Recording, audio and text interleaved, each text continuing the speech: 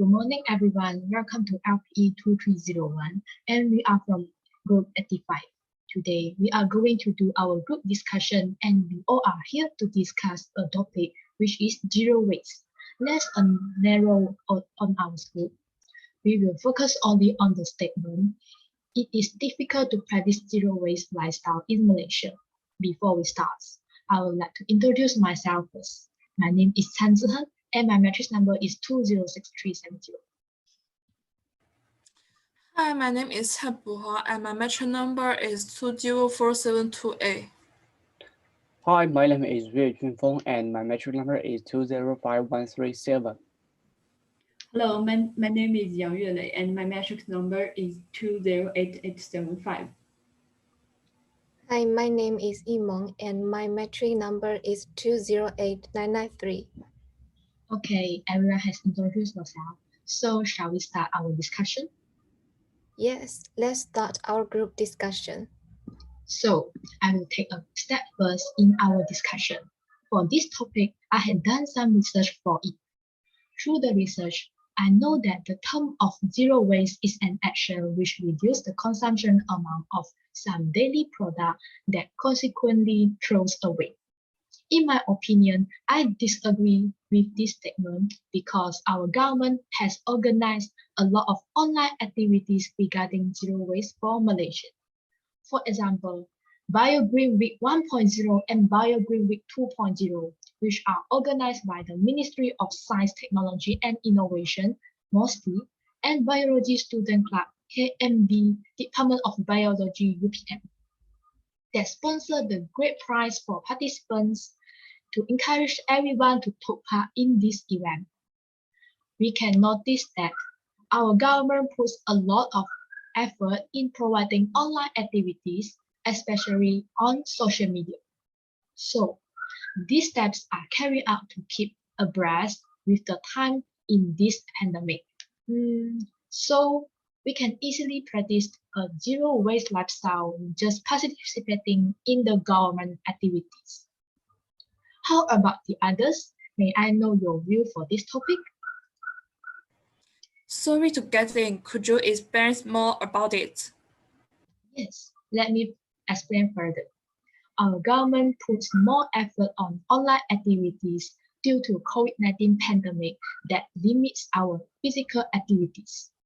Our government also try to promote advertisements about zero waste through social media, such as Facebook and Instagram. It will increase the exposure rate of this theme and indirectly arouse Malaysian awareness about the importance of zero waste. Is it clear to you, Hua? I see. Now I'm clear with it. I agree with you, Tze Hern. During the COVID-19 pandemic, social media have become the main platforms that act as effective tools to promote these events. These events can become a huge stage for Malaysians to express our creativity and innovations. From my point of view, I also disagree that it is difficult to practice zero waste lifestyles in Malaysia. I think zero waste is a good goal to reduce what we need, to reuse or recycle what we can, and to compost what we cannot. And I have searched that there are many non-profit organizations in Malaysia to promote people to implement zero waste. For example, the organization Zero Waste Malaysia.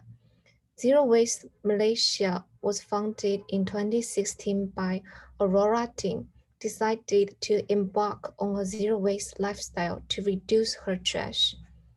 In a span of 2.5 years, the 13-year-old and her husband have reduced their household waste from 1.4 tons to less than 100 grams, small enough to fit into a 500 milliliters jar. And now, Zero Waste Malaysia has over 1,800 members.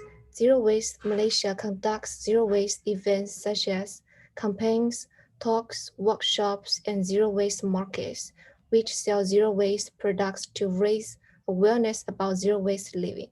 Does anyone want to add something here? Yes, although Zero Waste Malaysia has brought great help to the implementation of zero pollution in Malaysia, but the help is only partial and it is difficult to achieve zero pollution in the rural country. What I mean is, while zero waste is still at a nascent stage in Malaysia, there are now more stores selling food in bulk quantities without plastic packaging and zero waste items to help people get started in their zero waste journeys. System. Zero Waste Malaysia has developed Asia's first zero waste map, which lists more than 400 businesses and organizations that provide zero waste products and services in Malaysia. More and more people are starting to implement a zero waste lifestyle. So all in all, I don't agree that it is difficult to practice zero waste lifestyles in Malaysia. Alright, but I still stick to my opinion.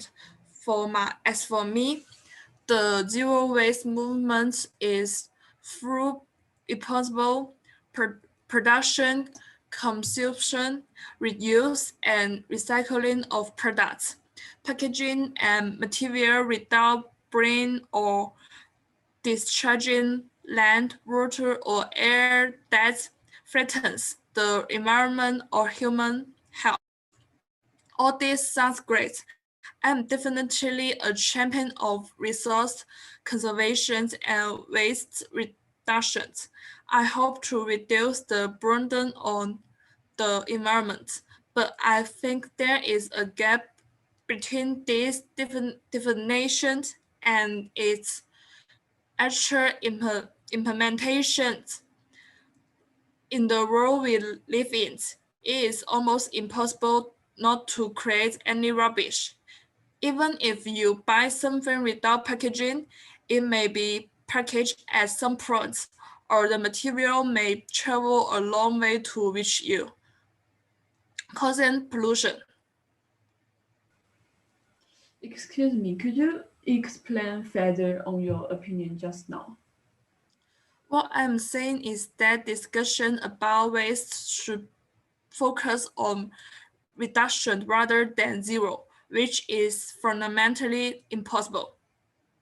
To be more precise, I think there is something wrong with the word zeros in the zero waste movement. Maybe if the name were waste reduction complete or less wasteful complete, and I call it package magnetic names, I would consider it a lot more reasonable. However, due to the second laws of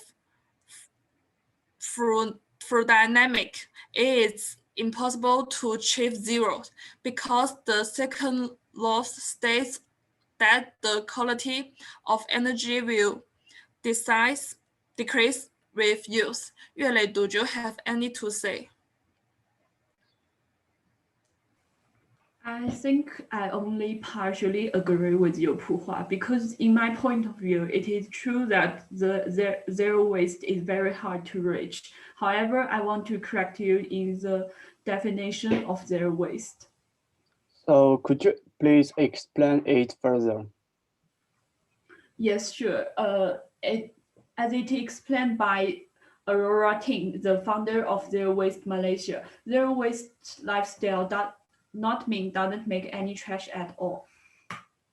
So even though this concept is still hard to apply in Malaysia, first of all, Malaysian people has been using a lot of plastic growing up. They enjoy the benefit it brings to them. So it is hard for people to change their old habits, especially when there is no direct incentive. There are many situations where we have to create a lot of trash. As Puhua mentioned before, online shopping and shipping have to do a lot with packaging to avoid our stuff being destroyed along the way. Besides, when people go shopping and go for the movie, do they need to bring a container for their popcorn and carry it for a whole day? Obviously, I think this is very inconvenient to those who use to paper plastic product. We can say that it takes a lot of time and energy to practice zero waste. Many people are not willing to do it, so zero waste is difficult to practice. In other words, you are saying that zero waste is difficult to achieve because people's bad habits have been formed and are hard to change. Is that right? Yes, you're right. Plus, zero waste itself is very inconvenient for people. How about you, Yue Junfeng? How do you say this? Well, thank you, young Yuelei, for giving me the opportunity to talk. I think I have a different perspective on this. In my opinion, Malaysia government is making an effort social way. So for example, in Selangor, now there are curbside recycling pickups and the supermarkets have been charging 20 cents for plastic bags to discourage people from using them. This have resulted in the majority of shoppers bring their own shopping bags with clear efforts with Malaysia government in the hopes of marketing making Malaysia a greener country. People in Malaysia should all take advantage of this and put our own personal effort to work. The Malaysia government has made some notable milestones this year. I imagine the next step we will be seeing is the Malaysia government imposing and enforcing more regulation on business for sustainable practice. Just look at how quickly the majority of the people learn to bring reusable bags once you impose a 20-cent tax on it in supermarkets. So why not impose this everywhere and not just the supermarkets? We've already seen that the old accuse of it will affect our business, which does not hold water, and supermarkets are thriving and have even reduced costs without the free plastic bags. May I interrupt for a moment? Are you saying that the Malaysia government is making some efforts to make it easy to practice zero waste? Yeah, Imo, I've got it right, have I? Going back to what I was saying, going zero waste can help you save money for real. When you reduce waste by being conscientious of buying only things you really need, you save money. For example, bring your oven bag to shop in the supermarket and you save 20 cents each time if you refuse the plastic bag, and also carry your oven bottle out to the refills at the public drinking fountain, and you save at least 1 ringgit each time. You can save money while creating zero wastage, which leads the situation that's a win-win. So actually, after practicing zero waste lifestyle, I do notice my wallet was coming out of my pocket a lot less because I became a lot more mindful of my purchases.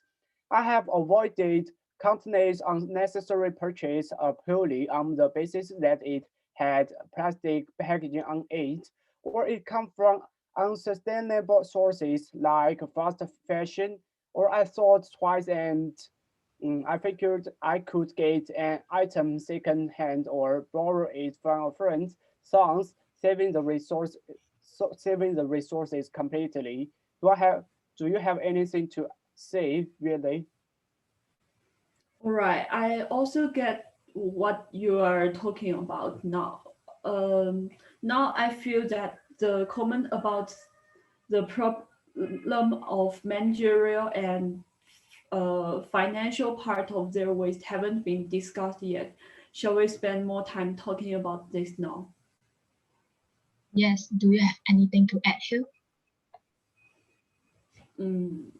I feel that it is also hard to practice their waste in terms of the managerial part and financial part because there is no specific law or act to supervise the practice of zero waste, and also there is no incentive to promote the practice of zero waste. We human beings need some supervision and incentive to do something that is inconvenient for us. However, if the government wants to do this supervision and incentive, then it raises a big problem of finance. Do the government have so much money to regulate the process of zero waste?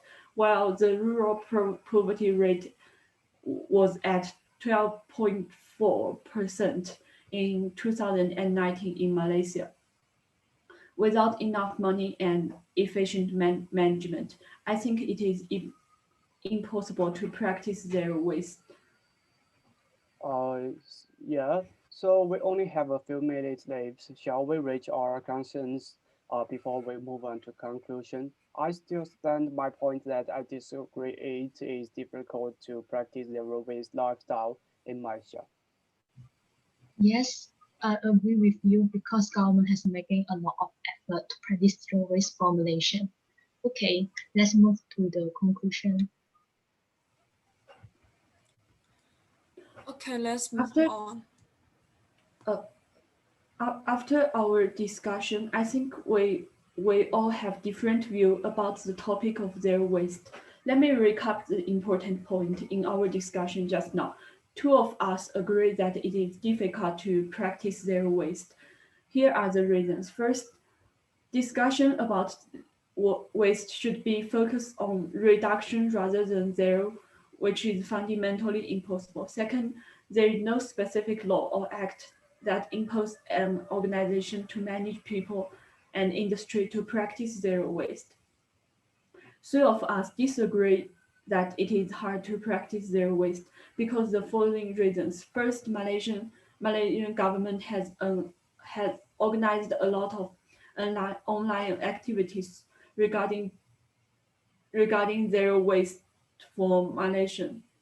Second, non-profit organizations in Malaysia promote people to implement zero waste. Third, the government impose and enforce more regulation on business for sustainable practice about zero waste. Thank you for your contribution on discussing today's topic. Bye. Okay, thank you all. Bye. Thank you all. Thank you. Bye.